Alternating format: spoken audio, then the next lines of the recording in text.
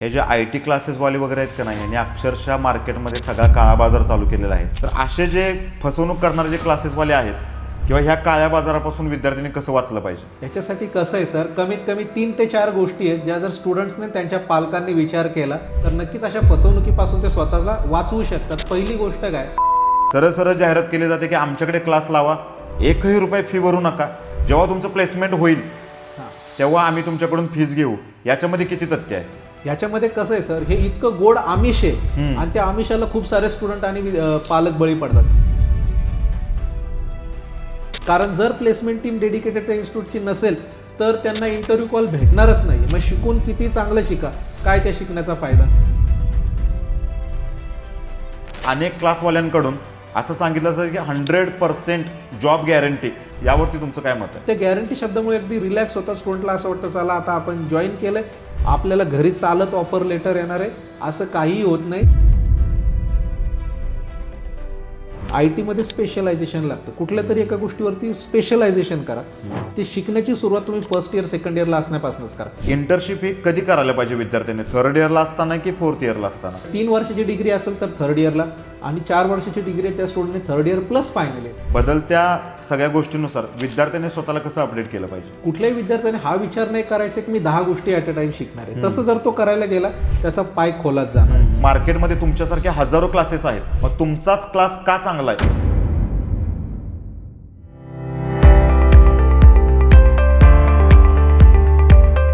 पालकांना हा पॉडकास्ट बघितल्यानंतर तुमच्या पायाखालची वाळू सरकणार आहे. विद्यार्थ्यांना स्वतःचीच लाज वाटणार आहे. IT क्षेत्रामध्ये खरोखरच नोकऱ्या नाही आहेत की हा तुमच्या मुलांचा नाकर्तेपणा आहे? मुलं तुम्हाला कुठेतरी फसवतायत का, की पालक म्हणून आपण कुठेतरी चुकतोय? AI आल्यामुळे खरेच लोकांचे जॉब जाणार आहेत की AI नवीन जॉब निर्माण करणार आहे, नवीन संधी निर्माण करणार आहे? त्याचबरोबर IT क्षेत्रामध्ये जॉब नाहीत ही कुठेतरी क्लासवाल्यांनी उडवलेली अफवा आहे का, जास्तीत जास्त फायदा संपादन करण्यासाठी?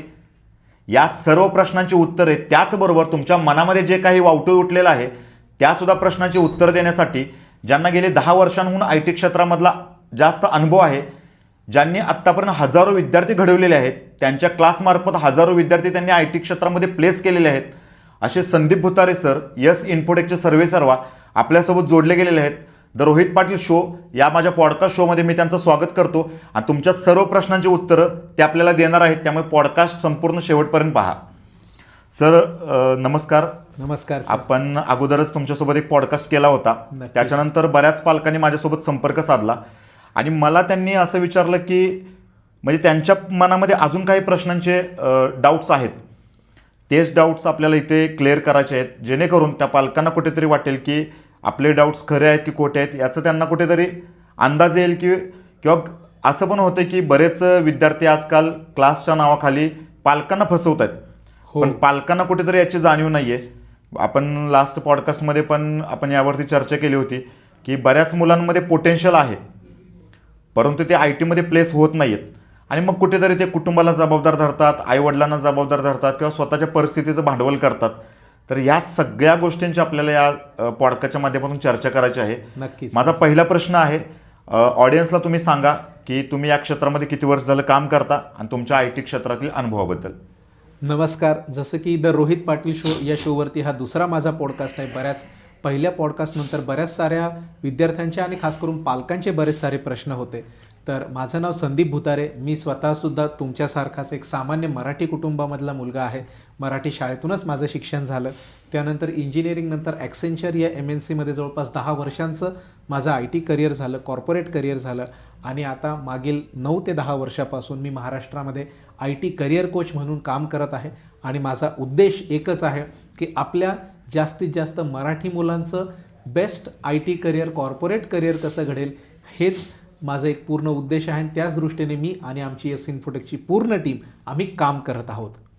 सर आता तुम्ही सांगितलं की तुम्ही गेली 10 वर्ष झाला IT क्षेत्रामध्ये काम करत आहात आणि त्या माध्यमातून तुम्ही हजारो विद्यार्थी घडवलेले आहेत. नक्कीच सर. अगदीच बरोबर आहे. पण जे कोणी IT क्षेत्रामध्ये काम करतात किंवा जे कोणी तुमच्यासारखे क्लासेस चालवतात हे सर्वजण असंच म्हणतात की आम्ही हजारो विद्यार्थी घडवले, नक्की. पण आम्हाला तेवढे विद्यार्थी घडलेले दिसत नाहीत.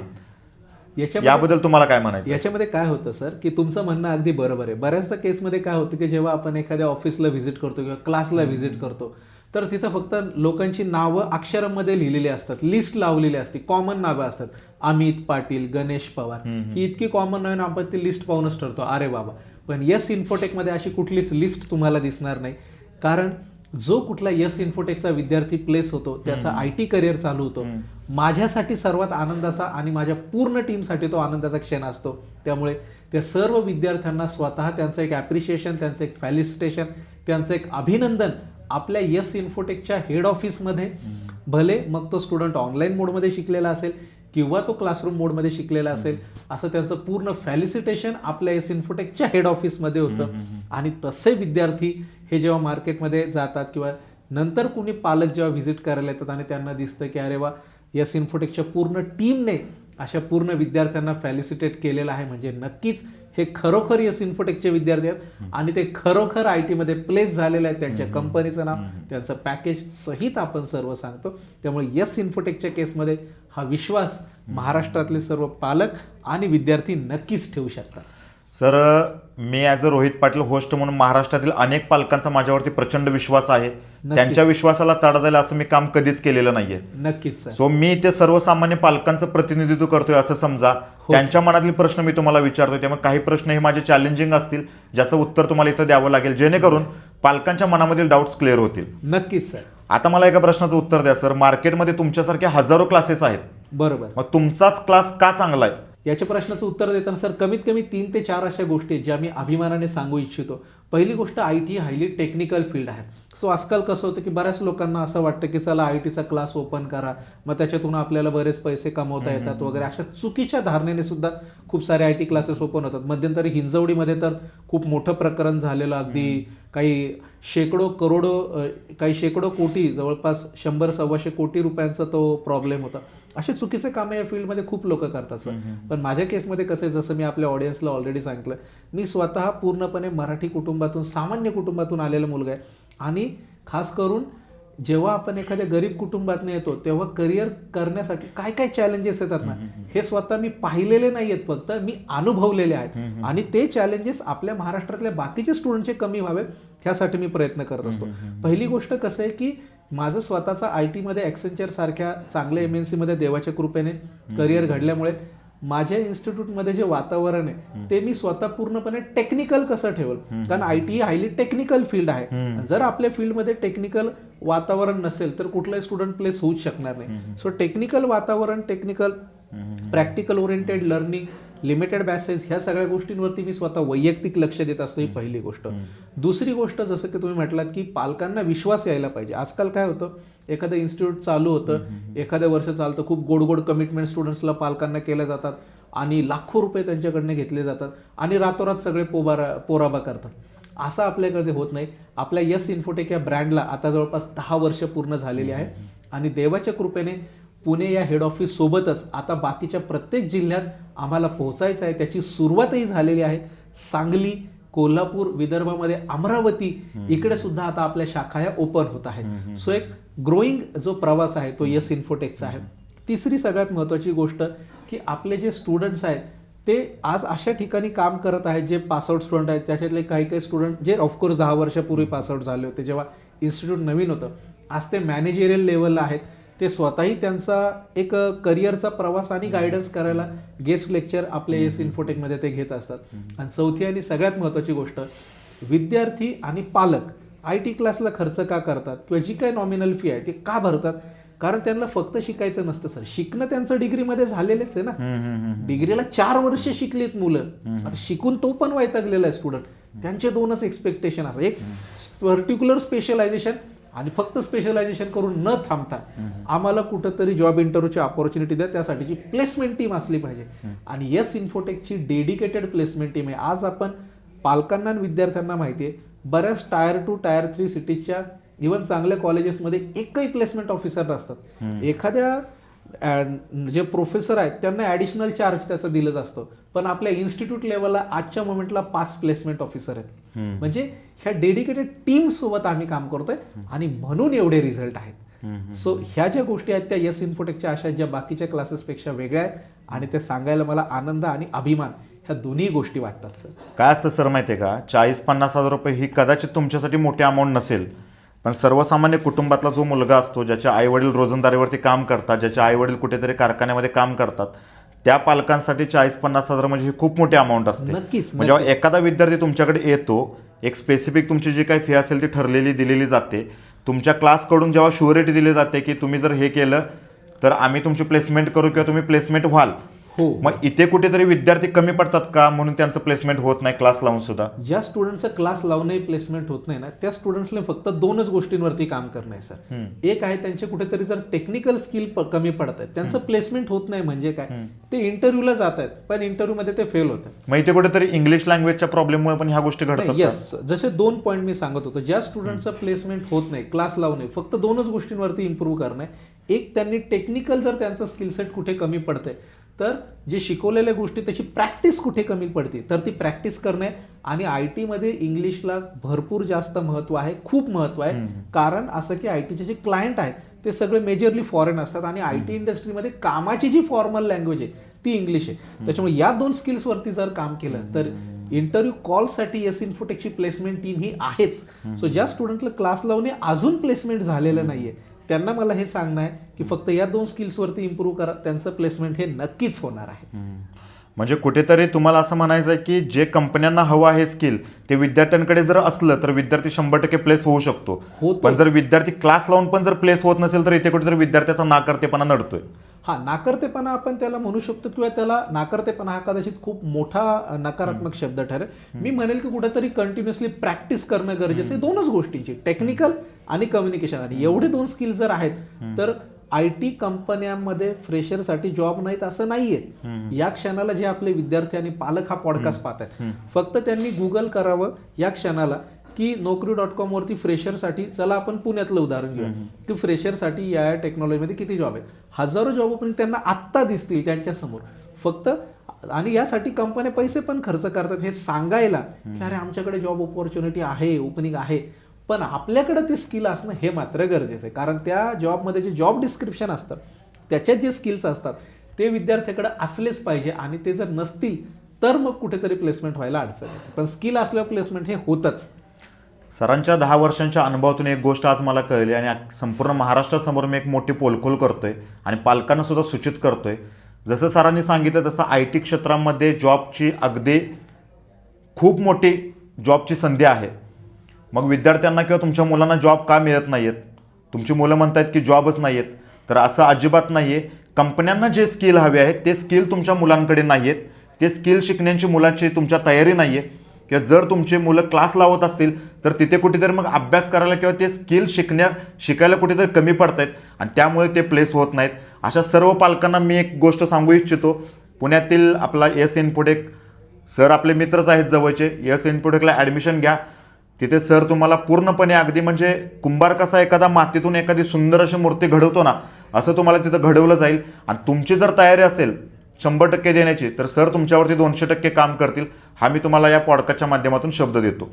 सर, अतिशय महत्त्वाचा प्रश्न, ग्रामीण भागात काय होतं बऱ्याच वेळा बऱ्याच मुलींना खूप शिकायचं असतं पुढे जाऊन. हो. आणि मग कुठेतरी पालकांची परिस्थिती गरीब असल्यामुळे त्या मुलींचे अल्पवयामध्ये लग्न होतं. 21व्या वर्षी 22व्या वर्षी ती मुली कसंबसं शिक्षण पूर्ण करते तिची, पण तिची खूप तीव्र इच्छा असते IT मध्ये जायचं आहे. हो. तर अशा मुलींना तुम्ही काय सल्ला द्याल किंवा अशा मुलींनी IT मध्ये जर जायचं असेल किंवा त्यांना IT मध्ये जर करिअर करायचं असेल तर काय मार्ग अवलंबला पाहिजे? याच्यामध्ये कसं आहे की तुम्ही म्हणता ही परिस्थिती खरी आहे सर. काही ठिकाणी मी हे पण पाहिलंय की मुलीला फक्त फॉर्मॅलिटी म्हणून तिचं डिग्री ग्रॅज्युएशन पूर्ण होतंय. तिची एक ग्रॅज्युएशन पूर्ण व्हायच्या आधी मुलगा वगैरे पण पाहूनच ठेवलेला असतो की नाही लग्न लगेच लावूनच द्यायचं. याच्यामध्ये त्या मुलीच्या अगोदर या पॉडकास्टच्या माध्यमातून आपल्या महाराष्ट्रातील सगळ्या पालकांना मला एक विनंती करायची आहे की जर तुम्ही तुमच्या मुलीच्या पाठीशी खंबीरपणे आयुष्याच्या 20-21 वर्षापर्यंत उभे आहात, तुम्ही तिला वेळही दिलेला आहे, डिग्री करवताय, म्हणजे डेफिनेटली एक पैशाची इन्व्हेस्टमेंट सुद्धा तुम्ही तिची चांगली करताय, एक सपोर्ट चांगला करताय. ही गोष्ट मागच्या 20-1 वर्षापूर्वी नव्हती. तेव्हा बऱ्याचशा ग्रामीण भागातील मुलींना 20-25 वर्षापूर्वीची जर पिढी आपण पाहिली तर 10वी-12वी शिक्षण म्हणजे खूप झालं असं होतं. पण आज जर तुम्ही पालक म्हणून तुमच्या मुलीच्या पाठीशी खंबीरपणे उभे राहताय, फायनान्शियली तुम्ही इन्व्हेस्टमेंट करताय, तुम्ही तिला वेळ देताय, तर त्या गोष्टीचं जे मेन आउटपुट आहे, एवढं सगळं कशासाठी, तर फक्त तिने घरात गृहिणी म्हणून बसावं ह्याच्याचसाठी का, तर हे नाही. याचं तुमच्याही मनातली हीच इच्छा आहे की आपल्या मुलीने चांगलं IT करिअर करावं, तिने स्वतःच्या पायावर उभं राहावं। याच्यासाठी नाही की उद्या तिला काही इश्यू होईल, याच्यासाठी तिला तिच्या आयुष्यात ज्या प्रकारे ग्रो करायचंय त्या ग्रोथचा जो स्पीड आहे, उद्या तुम्ही इमॅजिन करा की तुमची मुलगी फक्त गृहिणी आहे आणि तिचा नवरा जो काही कमवतोय त्याच्यानुसार ते त्यांचं आयुष्य जगणारे पुढे जगणारे, पण ह्याच त्यांच्या संसाराच्या गाड्याला जर 2 चाकच इक्वल स्पीडने पळणारे असतील तर कुठेतरी नक्की पण त्यांचा संसार आणि जीवनाची जी गाडी ती खूप चांगल्या पद्धतीने पुढे जाणार आहे। त्याच्यामुळे तुमच्या मुलींना त्या डिग्रीचं जे मेन आउटपुट आहे ते घेऊ द्या, थोड्याशा वेळेसाठी तो पाय मागे खेचू नका, ही पहिली गोष्ट। दुसरी गोष्ट सर, तुम्ही जसे म्हटलात की 1.5 महिन्यापूर्वीच, मी आता कॉलेजचं नाव सांगत नाही, एका कॉलेजमध्ये मी गेलो होतो, त्या मुलीच्या शिकण्याच्या इच्छाशक्तीला माझा सलाम आहे लिटरली। तर त्या मुलीने ज्या कुठल्या, मी मुद्दामून कॉलेजचं नाव इथे सांगत नाहीये, तिने ज्या इंजिनिअरिंग कॉलेजमध्ये ॲडमिशन घेतलं, कॉलेजजवळ हॉस्टेल असतं, मेस असतं, तर तिने डे 1ला कसं बसं ॲडमिशन घेतल्यानंतर ती आधी त्याच्या मेस चालवणाऱ्या काकू आहेत त्यांना जाऊन भेटली आणि म्हटली की काकू मला हॉस्टेलमध्ये राहायचंय आणि मेसचं जेवण जेवायचंय, तेवढी माझी परिस्थिती नाहीये, मला तुमच्या मेसमध्ये प्लीज कामाला घ्या, मी सकाळी लवकर चपात्या भाजी बनवण्यात मदत करेल, कॉलेज झाल्यानंतर रात्री पण चपात्या भाजी बनवायला तुम्हाला मदत करेल, पण मला फक्त माझ्या घरची परिस्थिती नाहीये त्यात। ओके, ही गोष्ट मला त्या कॉलेजच्या HODनी सांगितली। ओके, अशा पद्धतीने ती मुलगी शिकते। सो जर तिच्यामध्ये तीव्र इच्छाशक्ती आहे ना, तर जसं तुम्ही म्हटलात, परिस्थितीचं भांडवल न करता आहे त्या परिस्थितीमध्ये थोडा तग धरून पुढे जाऊ शकतात। हे झालं थोडंसं अर्निंग रिलेटेड। आता बऱ्याच, समजा मी असं म्हणत नाही की सगळ्याच मुलींना अर्निंगचा किंवा पैशाचा इश्यू आहे, पण जिथे पॅरेंट लग्न लावून देतात, पॅरेंट का लग्न लावून देतात लवकर, हे मुलींनी विचार करणे। जर डिग्री पूर्ण झाली तर काय, बऱ्याच पॅरेंट्सला असं वाटतं की माझ्या मुलीने शिकावं भरपूर, अजून पुढे जावं, पण आपल्या समाजामध्ये जे आपले 4 नातेवाईक आहे, जे गाव मंडळी आहे, ते लगेच अरे आता मुलीची डिग्री झाली, आता कुठं तिला घरीच बसून ठेवतो, आता तरी तिचे हात पिवळे करायचं कुठेतरी बघ, मग कुठेतरी हळूहळू ते पालकांच्या मनात दडपण येत जातं, मग कुठेतरी ते म्हणतात आता बास झाला, आता तुझं लग्न लाव। तर मग या मुलींनी काय केलं पाहिजे की पहिली गोष्ट, करिअरचा ट्रॅक आपल्या ग्रॅज्युएशनला असतानाच डिसाईड करायचा। कसं, पहिली गोष्ट, जेव्हा तुम्ही ग्रॅज्युएशनच्या फर्स्ट सेकंड इयरला IT मध्ये स्पेशलायझेशन लागतं, कुठल्या तरी एका गोष्टीवरती स्पेशलायझेशन करा, ते शिकण्याची सुरुवात तुम्ही फर्स्ट इयर सेकंड इयरला असण्यापासूनच करा। थर्ड इयरला जेव्हा तुम्ही जाता तेव्हा व्हॅलिड इंटर्नशिप्स असतात, जिथे कंपनीज तुम्हाला स्टायपेंड अमाऊंट सुद्धा पे करतात, तो तुमचा एक एक्सपिरियन्स म्हणून ग्राह्य होतो। आणि जर तुमच्याकडे व्हॅलिड एक्सपिरियन्सवाली इंटर्नशिप जर तुम्ही केलेली असेल, तुमची डिग्री पासआउट झाल्या खूप साऱ्या कंपनीज आहेत ज्या इंटर्नशिप कंप्लीट केलेल्या स्टुडंट्सला डायरेक्ट हायर करतात, जेणेकरून तुम्ही घरी दिसणारच नाहीत, तुम्ही बेरोजगार दिसणार नाहीत।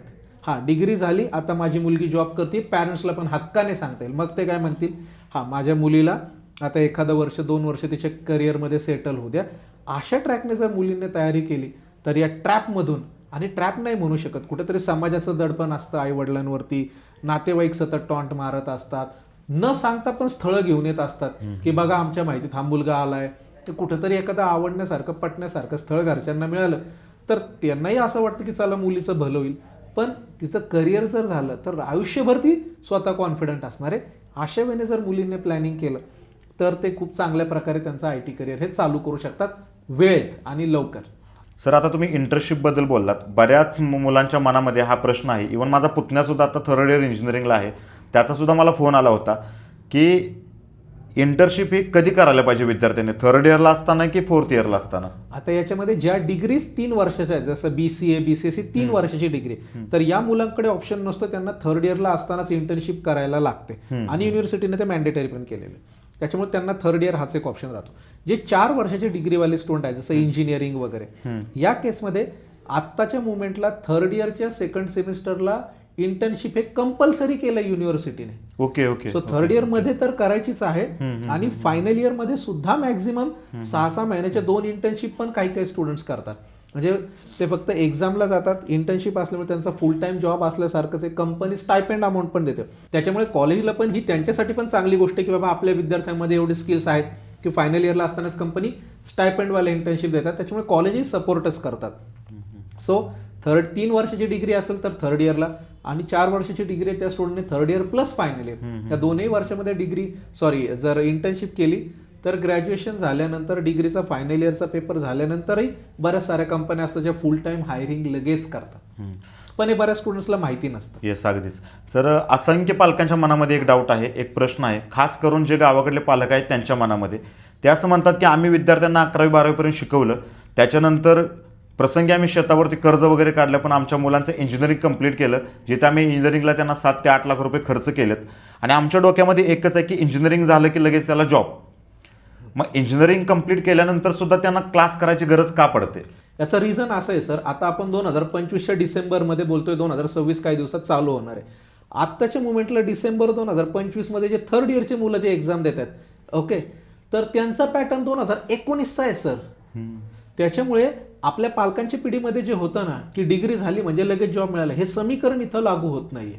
आणि टेक्नॉलॉजी जे आहे त्या IT इतक्या फास्ट वेने बदलत आहेत, आणि 2019च्या पॅटर्ननुसार जर आता मुलगा एक्झाम देतोय 5-6 वर्षानंतर, तर त्यावेळेसचे जे स्किल सेट होते ते आता मी म्हणणार नाही टोटली आउटडेटेड झाले, पण त्याच्यामध्ये इतका बेस नाही की फक्त त्याच टेक्नॉलॉजीवरती त्यांना जॉब मिळेल. मग त्याच्यामुळे स्टुडंटला कंपनी काय म्हणते, आम्ही जॉब द्यायला तयार आहे, पण हे लेटेस्ट स्किल सेट पाहिजे. आम्हाला काहीच फरक पडत नाही, आम्हाला घेणं देणं पण नाही की तुम्ही तुमच्या सिलेबसमध्ये काय शिकलं. तुम्ही डिग्री पास केली, हा तुमचा इलिजिबिलिटी क्रायटेरिया, हा जॉबसाठीचा क्रायटेरिया नाही. ओके. त्याच्यामुळे मग स्टुडंटला लेटेस्ट गोष्टी अपस्किल करणे व्यतिरिक्त काय पर्यायच राहत नाही सर. हे खरं रिझन आहे. जसं तुम्ही सांगितलं की विद्यार्थ्यांनी अपडेट केलं पाहिजे, त्याच मुद्द्याला धरून एक प्रश्न मला विचारावासा वाटतो. आज तुम्ही बघताय की सर प्रत्येक गोष्टीमध्ये रोज नवीन नवीन काहीतरी घडतंय. टेक्नॉलॉजी जे आपलं क्षेत्र आहे त्याच्यामध्ये पण रोज नवीन नवीन काहीतरी शिकायला मिळते किंवा रोजच्या रोज अपडेट होते. या बदलत्या टेक्नॉलॉजीनुसार, बदलत्या सगळ्या गोष्टींनुसार विद्यार्थ्यांनी स्वतःला कसं अपडेट केलं पाहिजे? पहिली गोष्ट काय, कुठल्याही विद्यार्थ्याने हा विचार नाही करायचा की मी 10 गोष्टी ॲट अ टाइम शिकणार आहे. तसं जर तो करायला गेला त्याचा पाय खोलात जाणार आहे. त्याने एक कुठला तरी करिअर ट्रॅक निवडायचा. जसं की 2026मध्ये जर कोणाला IT करिअर चालू करायचं आहे फ्रेशरला, तर 2 ते 3 टेक्नॉलॉजीज करिअर ट्रॅक आहे. डेटा रिलेटेड टेक्नॉलॉजीज आहे, डेटा सायन्स आहे, डेटा ॲनालिटिक्स आहे, डेव्हलपमेंटमध्ये फुल स्टॅक डेव्हलपमेंट आहे, back end plus front end. एखाद्याला क्लाउडमध्ये जायचं तर क्लाउड टेक्नॉलॉजीजला पण खूप सध्या स्कोप आहे. सो एक कुठला तरी करिअर ट्रॅक निवडायचा आहे. उदाहरणार्थ एखाद्याने करिअर ट्रॅक निवडला डेटा ॲनालिटिक्स. आता या करिअर ट्रॅकमध्ये जो बेस आहे तो त्याने पक्का करायचा आहे. जसं की डेटा बेस रिलेटेड आहे, बेसिक कोडिंग लँग्वेज आहे पायथॉन, त्याच्यानंतर काही व्हिज्युअलायझेशन टूल्स आहेत. आता या करिअर ट्रॅकवरती ज्या नवीन गोष्टी येणार आहेत ते जर त्याचा आधीचा बेस पक्का आहे तर तो स्वतः सेल्फ अपग्रेड करू शकतो. इतकं पण ते अवघड नाही. पण जर आपला करिअर ट्रॅकच फिक्स नसेल आणि आपण ॲट अ टाइम सगळ्याच गोष्टी करायला जाऊ तर मग मात्र स्टुडंटचं कन्फ्युजन होतं. त्याच्यामुळे यस, नवीन गोष्टी येत जाणार आहे. ही आपल्या IT इंडस्ट्री जर आपल्याला चांगलं पॅकेज देते ना, त्याच्यानुसार ती काही टर्म्स अँड कंडिशन पण आपल्यासमोर ठेवते, आणि त्या टर्म्स अँड कंडिशन आपण ॲक्सेप्ट केलेल्या असायलाच पाहिजे. तर मग आपण IT मध्ये चांगली ग्रोथ आणि चांगल्या पॅकेजची अपेक्षा ठेवू शकतो. नसेल तर मग नाही ठेवू शकत. आणि त्यातली पहिली मेन टर्म्स अँड कंडिशनमधली पहिली टिक मार्क हा आहे की तुम्हाला नवीन गोष्टी शिकायला लागतील, आत्मसात करायला लागतील. ही पहिली गोष्ट. दुसरी गोष्ट, तुम्हाला थोडंसं वेळेच्या बाबतीत फ्लेक्झिबल राहायला लागतं. सो ह्या काही गोष्टी आपल्याला सुद्धा ॲक्सेप्ट करणे सर. फ्रीमध्ये तर कुणी लाखोंचं पॅकेज नाही देणार आहे कुठली पण कंपनी. मग तुम्हाला काय सांगायचं की एखाद्या विद्यार्थ्याला जर IT मध्ये जायचं, त्याचं ध्येय फिक्स आहे की मला IT मध्येच करिअर करायचं आहे, त्या विद्यार्थ्याने इंजिनिअरिंगच्या पहिल्या वर्षापासूनच त्याची तयारी सुरू करायला पाहिजे का? डेफिनेटली. कारण जेवढा वेळ त्याच्याकडे जास्त आहे तेवढं त्याच पर्टिक्युलर एरियामध्ये तो शिकणार जास्त आहे, आणि मेन म्हणजे त्याला प्रॅक्टिसला खूप तितका जास्त वेळ मिळणार आहे. एखाद्याने जर सुरुवात लवकर केली तर बाय डिफॉल्ट ती गोष्ट शिकायला वेळ त्याला जास्त मिळतो. त्याच्यामुळं बऱ्याच मुलांना असं पिक्चर वगैरे पाहून किंवा 3 इडियट्स सारखे पिक्चर पाहून असं वाटतं की मी कॉलेजला गेलो तर खूप भारी एन्जॉयमेंट होईल वगैरे. आपल्या आयुष्यामध्ये आपण काही एन्जॉयमेंट केलं पण पाहिजे. असं नाही की मी म्हणत नाही की तुम्ही अगदी पुस्तकी किडा बनून राहा जसं मराठीत म्हणतात. काही पर्टिक्युलर आपले मित्रमंडळीत काही गोष्टी आपण जगल्या पण पाहिजे, पण त्या जगताना आपल्या करिअरकडे दुर्लक्षच होतोय. आणि आपण इंजिनियर का बनतोय किंवा आपण टेक्निकल डिग्री का घेतोय हे ध्येयच आपलं हरवतंय. एवढं पण आपण त्याच्यामध्ये वाहून नाही गेलं पाहिजे. जेवढी आपण लवकर सुरुवात करू तेवढं आपल्याला बेस्ट यश मिळेल. याचं मग उदाहरण तुम्हाला सांगतो. आपल्या अहिल्यानगर जिल्ह्यामध्ये काष्टीमध्ये एक इंजिनिअरिंग कॉलेज आहे. तिथल्या 2 स्टुडंट आहेत सर, डिग्रीच्या 3rd इयरला आहेत. 3rd इयरला असताना स्टायपेंड बेस इंटर्नशिप मुलींनी मिळवली. 3rd इयरला असताना कंपनी त्यांना टेक्निकल वर्क तर आहेच, स्टायपेंड अमाऊंट पण पे करते. मागच्या महिन्यातली गोष्ट आहे. सो जर त्यांनी लवकर वेळेत सुरुवात केली, आता त्याच्यासाठी जी काही बेसिक एक्झाम वगैरे झाली, बाकीच्या विद्यार्थ्यांना नाही क्रॅक झाले. बाकीचे हे कुठला टॉपिक आहे हे तर आम्ही कधी पाहिलंच नाही. अरे सगळ्याच गोष्टी तुम्हाला सिलेबस आणि कॉलेज नाही घेऊन येणार आहे. त्यांना पण युनिव्हर्सिटीने एक साचा दिलेला आहे. त्या साच्यामध्ये राहून काम करणं त्यांनाही बंधनकारक आहे. तुम्ही काहीतरी 2 पावलं पुढे टाका ना. थर्ड इयरचे मला वाटतं विद्यार्थिनींची नावंसुद्धा माझ्या लक्षात आहे. एक नावाचं जाऊ द्या. सो जर थर्ड इयरच्या विद्यार्थिनी असताना इंजिनिअरिंग कॉलेजच्या, ते पण ग्रामीण भागातल्या कॉलेजच्या, जर स्टायपेंड बेस इंटर्नशिप मिळू शकतात यस इन्फोटेकच्या थ्रू, तर मग बाकीचे का नाही मिळू शकत. बरोबर बरोबर. आणि त्यातली एक स्टुडंट तर ENTC बॅकग्राऊंडची होती, ज्याला आपण so call non IT background म्हणतो. हा सगळा एक जिद्द, वेळेत सुरुवात करणं आणि फोकस असणं, डायरेक्शन क्लिअर असणं, याचा खेळ आहे सर. सर, एक अतिशय संवेदनशील प्रश्न आहे. आज आम्ही बघतोय की सर्व सेक्टरमध्ये खूप काहीतरी भयानक घडतंय आणि ते आम्हाला न्यूज आर्टिकल्समधून पाहायला मिळतं, न्यूज चॅनलच्या माध्यमातून आम्हाला पाहायला मिळतं. बऱ्याच क्राईमच्या घटना पण घडतात. मग हिंजवडी IT पार्कला टार्गेट केलं जातं, लिव्ह इन असेल, ड्रिंक करणं असेल, स्मोक करणं असेल, बऱ्याच गोष्टी. आता इथं काय होते माहिती आहे का, मी जसं तुम्हाला सुरुवातीला सांगितलं की मी तर लाखो पालकांचं प्रतिनिधित्व करतोय. नक्कीच. त्यामुळे काय होतं की आई वडील आमचे कुठेतरी रोजंदारीवरती काम करतात आणि मुलाला आपल्या चांगलं शिक्षण मिळावं, त्याच्या पाठीमागे त्यांचा काय हेतू असतो की आम्हाला शिक्षण घेत असताना, आम्ही आमच्यामध्ये क्वालिटी असताना सुद्धा आम्हाला शिक्षण घेता आलं नाही, कारण आमची परिस्थिती तशी नव्हती. मग आम्हाला शिकता आलं नाही तर आमच्या मुलांना शिकायला मिळावं, या कुठेतरी विश्वासापोटी विद्यार्थ्यांना, अगदी काही पालक शेतीवरती कर्जसुद्धा काढतात, जे विद्यार्थ्यांना खरंच माहितीसुद्धा नसतं, त्यांच्या मुलांना माहितीसुद्धा नसतं, आणि शिकायला कुठेतरी मग मोठ्या शहरामध्ये पाठवतात, पुण्या मुंबईसारख्या ठिकाणी. मग इथे आल्यानंतर मुलं अगदी, तर माहीतच आहे तुम्हाला, अतिशय बेशिस्त वागतात आणि मग कुठेतरी मग ते पालकांचा विश्वासघात करतात असं मला वाटतं. तर या संदर्भात एक पालक म्हणून आणि एक मार्गदर्शक म्हणून तुम्हाला काय सांगावंसं वाटतं? याच्यामध्ये कसं आहे सर, सगळीच मुलं तुम्ही म्हणताय तशी नसतात. अगदी काही ठराविक मुलं आहेत जे आपल्याला जेव्हा आपले घरचे विश्वासाने मुलांना असेल किंवा मुलींना शिकण्यासाठी पुणे मुंबई सारख्या मोठ्या ठिकाणी पाठवतात, तर खूप अगदी बोटावर मोजण्यासारखे किंवा कमी पर्सेंटेजमध्ये असे लोक असतात जे आपल्या पालकांचा विश्वासघात करतात. पण याने होतं कसं की आजकाल प्रसार माध्यमामध्ये, न्यूजमध्ये, सोशल मीडियावरती निगेटिव्ह गोष्टी इतक्या मोठ्या करून दाखवल्या जातात की विनाकारण चांगल्या पालकांना सुद्धा त्यांच्या मुलांवरती संशय यायला लागतो. बरोबर. त्याच्यामुळे सगळेच मुलं तसे आहेत किंवा सगळ्याच मुली तशा आहेत असं अजिबात नाहीये. खूप कमी पर्सेंटेजमध्ये ज्या काही त्या गोष्टी आहेत त्याच्यामुळे विनाकारण सगळे बदनाम होते. तर या केसमध्ये मला असं म्हणावंसं वाटतं सगळ्या पालकांना की नेहमी तुमच्या मुलांशी आणि मुलींशी एक हेल्दी संवाद ठेवा. कारण या गोष्टी कधी वाढीला तेव्हाच लागतात जेव्हा मुलं ही त्यांच्या पालकांपासून पूर्णपणे तुटक असतात, त्यांना कधी काहीच घेणं देणंच नाही, अशा आविर्भावात ते वागायला लागतात एखादा जॉब त्यांना मिळाल्यानंतर. सो हेल्दी संवाद ठेवा, म्हणजे एखाद्या मित्रासारखे एका पर्टिक्युलर वयानंतर तुमच्या मुलांशी किंवा मुलींशी मित्रासारखे बघा, हेल्दी संवाद ठेवा, ही पहिली गोष्ट. दुसरी गोष्ट, मुलं आणि मुलींना जे आपले स्टुडंट्स आहेत त्यांना मला हे सांगायचं आहे की जरी आज आपल्याला थोडे 2 पैसे आपल्या हातात यायला लागले, एखादा जॉब लागला, आज आपल्याला थोडं स्वातंत्र्य मिळालं, आज आपल्याकडे इथं बघायला कोणी नाही की कुठे जातो कुठे येतो, या स्वातंत्र्याचा आपण इतका पण दुरुपयोग करायचा नाहीये की आत्ता टेम्पररी थोड्या वेळासाठी आपल्याला हे जे ड्रिंक्स आहे, स्मोकिंग आहे चांगलं वाटेल, पण त्याच्यानंतर आपल्या शरीराची पूर्ण वाट लागून जाईल आणि नंतर आपल्याला एखाद्या महागड्या ट्रीटमेंट्स वगैरे करायला लागतील. अशा फेजमध्ये नाही जायचं. मुलींच्या केसमध्ये तर मुलींनी अजूनच जागरूक राहणं आहे, कारण कसं आहे, आपल्या आईवडिलांनी जो विश्वास आपल्यावरती टाकलेला आहे तर त्या विश्वासाला तडा जाऊन उद्या त्यांना 4 माणसांमध्ये मान खाली घालायला लागेल असं कुठलं कृत्य आपल्याकडनं नाही झालं पाहिजे. आणि सगळं करत असताना मान्य कॉर्पोरेटमध्ये कल्चर वेगळं आहे वगैरे वगैरे, पण तो एक कामाचा भाग आहे, तो कामाच्या ठिकाणी ठेवा.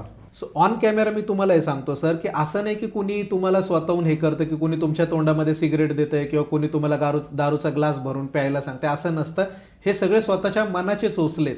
याच्यामध्ये ना मी तुम्हाला सांगतो एक उदाहरण, जगज्जेता झाला आपला भारतीय मुलगा अगदी यंग डी गुकेश चॅम्पियनमध्ये, आणि जेव्हा ती फॉरेनमध्ये ती स्पर्धा होती तेव्हाच तिथे ते कल्चर आहे की एक ड्रिंकचा ग्लास प्रत्येकाला देतात, तर फक्त फॉर्मॅलिटीसाठी फोटो काढण्यापुरता त्याने तो ग्लास हातात घेतला आणि नंतर खाली ठेवून दिला.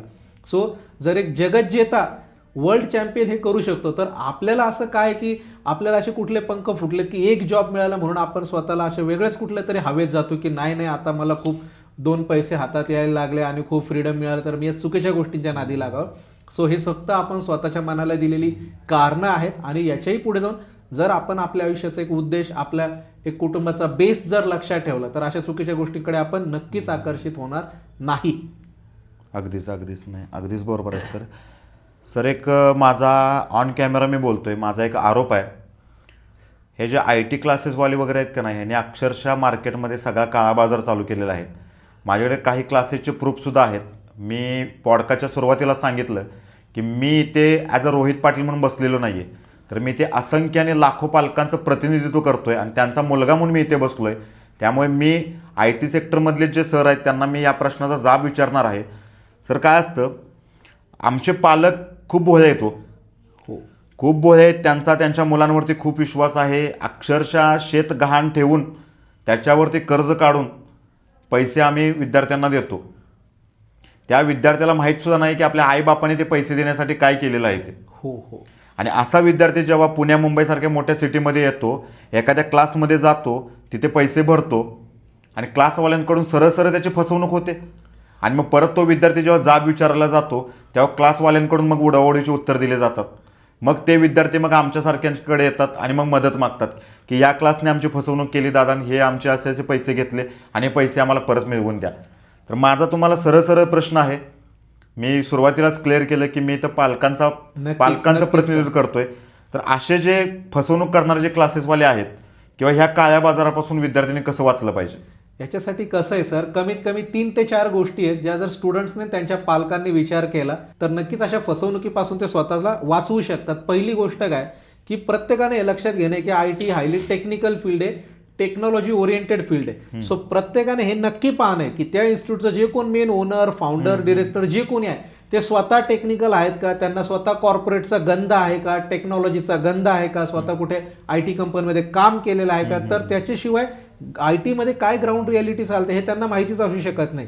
ही पहिली गोष्ट. आणि दुसरी गोष्ट, IT मध्ये त्यांच्या क्लासमध्ये जे टेक्निकल वातावरण असायला लागतं, टेक्नॉलॉजी ओरिएंटेड, टेक्नॉलॉजी शिकण्यासाठीचं एक पोषक वातावरण ते तर ठेवूच शकत नाही.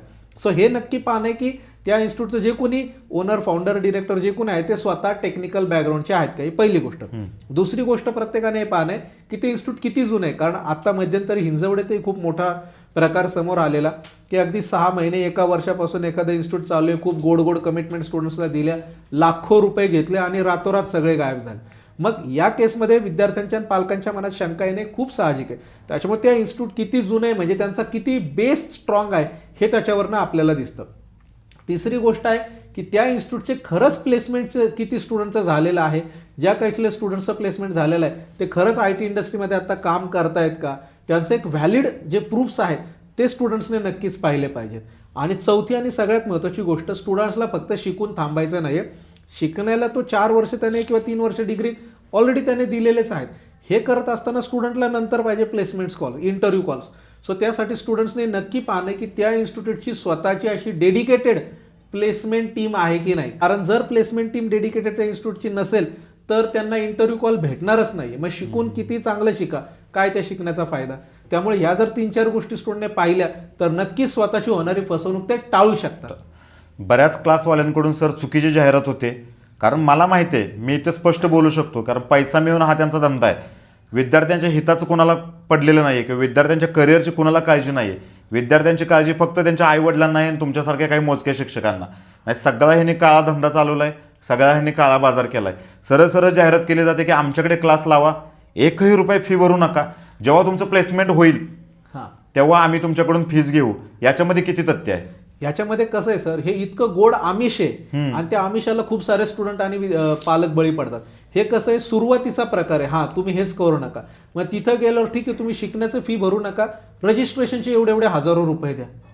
म्हणजे त्याला नाव वेगळं दिलं जातं. बरं, हे कसं आहे, हे असं खायच्याऐवजी असा खाण्याचा प्रकार आहे. मी अगदी तुम्हाला साध्या मराठीमध्ये सांगायचं झालं. सो असं कुठलीच इन्स्टिट्यूट नाहीये जे आधी तुम्ही प्लेसमेंट घ्या आणि मग तुम्हाला आम्ही पैसे देतो. ही फक्त कसं आहे की एक लोकांना आकर्षित करण्यासाठीची एक योजना आहे. त्याच्यानंतरच्या ज्या गोष्टी त्या सगळीकडे नॉर्मल सारख्याच असतात की नाही मग प्लेसमेंटचे तिथं काय होतं, प्लेसमेंटचे चार्जेस वेगळे, पण मग शिकण्याचे एवढे हजारो रुपये तुम्ही द्या, असं त्याला वेगळं सेपरेट त्याच्यामध्ये सॅग्रिगेशन केलं जातं. काही बॉन्ड पेपर्स वगैरे अगदी ब्लँक चेक्सवरती सुद्धा साईन घेतले जातात स्टुडंटच्या. मग एवढ्या अशा चुकीच्या गोष्टींमध्ये अडकण्याऐवजी साधं सरळ मला IT मध्ये जॉब मिळवायचा आहे, ओके, मला शिकायचं आहे, मला स्किल घ्यायचं आहे, कारण स्किल असलं तर IT मध्ये जॉब आहेच. या जर सिम्पल ट्रॅकने स्टुडंट गेला तर त्याचं कुठेही नुकसान होणार नाही. अजून एक सर, खूप मोठा काळा बाजार चालू आहे. अनेक क्लासवाल्यांकडून असं सांगितलं जातं की 100% जॉब गॅरंटी. आणि हा कुठेतरी गॅरंटी शब्द आहे ना, याच्यामुळे विद्यार्थी सुद्धा भुलतात या भूलतापांना. आणि मग पालकांना पण कुठेतरी वाटतं की अरे ह्या क्लासमध्ये आम्ही आमच्या विद्यार्थ्याला पाठवलं आणि एवढी फी भरली की आमच्या मुलाचा जॉब फिक्स. आणि मग त्याच्यानंतर त्यांना जॉब तर काही मिळतच नाही, पण त्यांचे लाखो रुपये वाया जातात. यावरती तुमचं काय मत आहे? फक्त सर लाखो रुपयांचा हा प्रश्न नाही आहे, अगदी बॉन्ड पेपर वगैरे वगैरे लिहून देतो अशा पण गोष्टी याच्यामध्ये चालतात. पण हे सगळे फक्त सुरुवातीच्या फेजमध्ये असतं. एक गोष्ट आपले जे सगळे सज्ञान पालक आहेत आणि जे आपले हुशार स्टुडंट्स आहेत त्यांनी लक्षात घेणे, आयुष्यातल्या कुठल्याही गोष्टीमध्ये आपली गॅरंटी ही आपल्या व्यतिरिक्त दुसरं कुणीच घेऊ शकत नाही. त्याच्यामुळे फक्त ट्रेनिंगला तुम्ही जॉईन केलं म्हणजे गॅरंटीड जॉब झाला, हे जे समीकरण कुठेतरी दाखवलं जातं त्याच्या अंडर लाखो रुपये स्टुडंट्सकडनं घेतले जातात जे तुम्ही म्हणताय. तर हे अत्यंत चुकीचं आहे. प्रत्येक स्टुडंटने हा विचार करणे की गॅरंटी तुम्ही नका घेऊ, तुम्ही फक्त जॉब कॉल्स द्या. कारण मी जर कंपनीत उद्या जॉईन होणार आहे ना, मी पण तिथं फुकटमध्ये काम नाही करणार आहे, ती कंपनी पण मला सॅलरी देणार आहे, पॅकेज देणार आहे. तर ती कंपनीसुद्धा माझ्यामध्ये जे काही स्किल आहे ते पाहणारच आहे. इंटरव्ह्यूची जेन्युइन प्रोसेस काय की माझ्यामध्ये स्किल आहे, तुमच्या कंपनीमध्ये अपॉर्च्युनिटी आहे, माझे स्किल्स पाहून तुम्ही मला सिलेक्ट करताय आणि एवढं एवढं पॅकेज देत आहे. सो मुलं काय करतात, या गॅरंटी शब्दामुळे ते हे विसरूनच जातात की अरे कंपनीमध्ये इंटरव्ह्यू तुमचा होता ना, इंटरव्ह्यूवर तुमचे स्किल आहेत की नाही हे पाहणार आहेत. आणि त्या गॅरंटी शब्दामुळे अगदी रिलॅक्स होतात. स्टुडंटला असं वाटतं चला आता आपण जॉईन केलंय, आपल्याला घरी चालत ऑफर लेटर येणार आहे, असं काहीही होत नाही. आणि हा गैरसमज जो त्यांचा दूर होतो त्या धक्क्यातनं, जेव्हा त्यांना 4-6 महिन्यानंतर कळतं की अरे असं काहीच नाही, मग खूप जास्त निराशा त्यांची होते. त्याच्यामुळे अशा गॅरंटी वगैरे शब्दांना हे न करता जेन्युइन ट्रॅक काय, ओके मला क्वालिटी लर्निंग द्या, फ्रेशर म्हणून मला बाहेरून जॉब कॉल भेटत नाही, तुमच्या प्लेसमेंट टीमच्या थ्रू मला इंटरव्ह्यू कॉल द्या, इंटरव्ह्यूमध्ये मी माझं स्वतःचं परफॉर्म करणार आणि सिलेक्ट होणार. ठीक आहे, 1-2 इंटरव्ह्यू फेल होईल, नो प्रॉब्लेम, त्याच्या पुढचा इंटरव्ह्यू द्या, पण मला माझा प्रयत्न माझ्या जेन्युइन पद्धतीने करू द्या. हाच वे त्याला असणार आहे सर. महाराष्ट्रातील असंख्य पालकांना या पॉडकास्टच्या माध्यमातून मी एक गोष्ट सांगतो. जसं की मी सांगितलं की मी तुमचा मुलगा म्हणून इथं तुमचं प्रतिनिधित्व करतोय. महाराष्ट्रातील असंख्य विद्यार्थ्यांना तुमचा भाऊ म्हणून मी सांगतो, जर तुमची आणि अशी कोणी फसवणूक करत असेल, कुठला तरी क्लास तुमच्याकडून लाखो रुपये उकळत असेल, जॉबची तुम्हाला गॅरंटी देत असेल आणि त्याच्यानंतर सुद्धा तुम्हाला जॉब जर लागत नसेल किंवा मिळत नसेल आणि तुम्हाला वाटत असेल की तुमची फसवणूक या क्लासवाल्यांनी केली, तर माझ्याशी नक्की संपर्क साधा. तो क्लास बंद पाडायची जबाबदारी माझी. सर, अतिशय महत्त्वाचा प्रश्न आहे. जसं तुम्ही सांगितलं की तुम्हाला 10 वर्षांचं बॅकग्राऊंड आहे, त्याच्या अगोदर तुम्ही सुद्धा शिकलेला आहात, तुम्ही सुद्धा जॉबसाठी एफर्ट्स टाकलेले आहेत. नक्कीच. तुमच्या वेळेचा जॉब मिळवण्यासाठी असणारी रस्सीखेच, आजचा IT सेक्टरमधलं वस्तुस्थिती आणि पुढील 10 वर्षानंतर IT सेक्टरमध्ये काय होणार आहे याचा कुठे ताळमेळ लागतो का?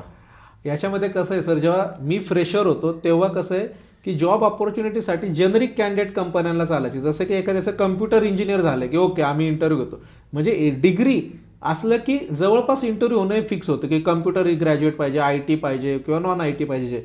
आजकाल कसं आहे, फक्त डिग्रीवरती काहीच होत नाही, कंपन्यांना सुद्धा स्पेशलायझेशन असलेले स्पेसिफिक नॉलेज असलेले कॅन्डिडेट हवेत. किंवा आम्हाला फ्रेशर पाहिजे, fresher in data science, fresher in data analytics, fresher in full stack development. So fresher स्टुडंटला सुद्धा ते स्पेशलायझेशन नॉलेज असणं एक्सपेक्टेड. हा कंपनीला एक मेन 10 वर्षामध्ये झालेला चेंज आहे. आणि इथपासून पुढे 10 वर्ष जो येणारा चेंज आहे तो असा आहे की इंडस्ट्री आधी कसं आहे, मल्टिपल टेक्नॉलॉजीचं खूप जास्त कॉम्बिनेशन त्याच्यामध्ये होतं.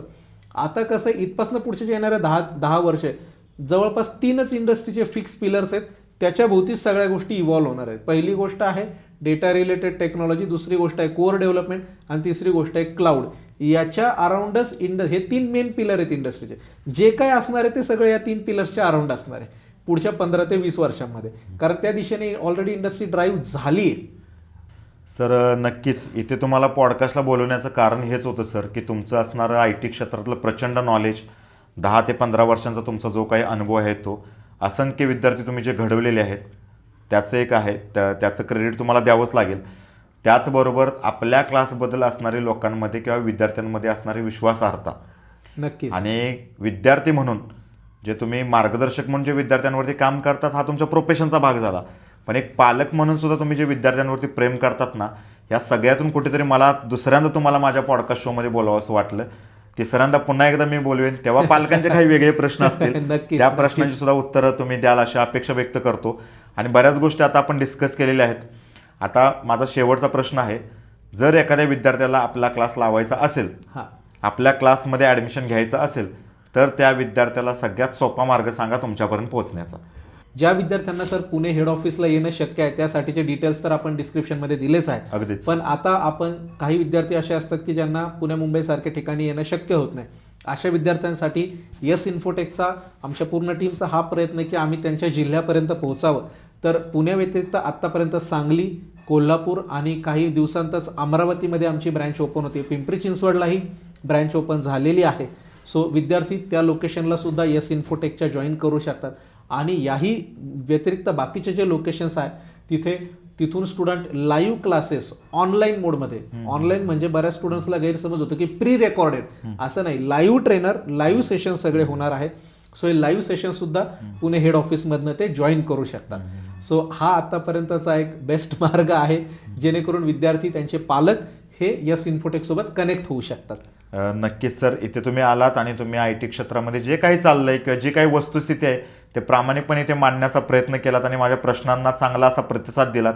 मी पालकांना सुद्धा सांगतो, जर तुमचे विद्यार्थी आय टी सेक्टरमध्ये तुम्हाला त्यांना पाठवायचं असेल किंवा तुम्हाला वाटत असेल की तुमच्या मुलाने आय टीमध्ये जाऊन करिअर करावं, तर सर्व पालकांनी आणि विद्यार्थ्यांनी सरांना नक्कीच कॉन्टॅक्ट करावा. सरांचा क्लास हडपसरमध्ये आहे, यस इन्फोटेक या नावाने. त्याचे सर्व डिटेल्स मी डिस्क्रिप्शनमध्ये देतोय, कमेंट बॉक्समध्ये देतोय आणि तुम्ही डिरेक्टली मला जरी विचारलं तरी माझी टीम तुम्हाला क्लासबद्दल सांगेल. एवढंच हे करतो. आणि सर, पुन्हा एकदा तुमचं खूप खूप इथे आल्याबद्दल आभार. आणि पुढील पॉडकास्टचं मी आत्ताच तुम्हाला इन्व्हिटेशन देतो, तेव्हा पालकांचे वेगळे प्रश्न असतील त्याच्यावरती पण आपण डिस्कस करूच. नक्कीच. धन्यवाद. Yes, thank you sir. येस.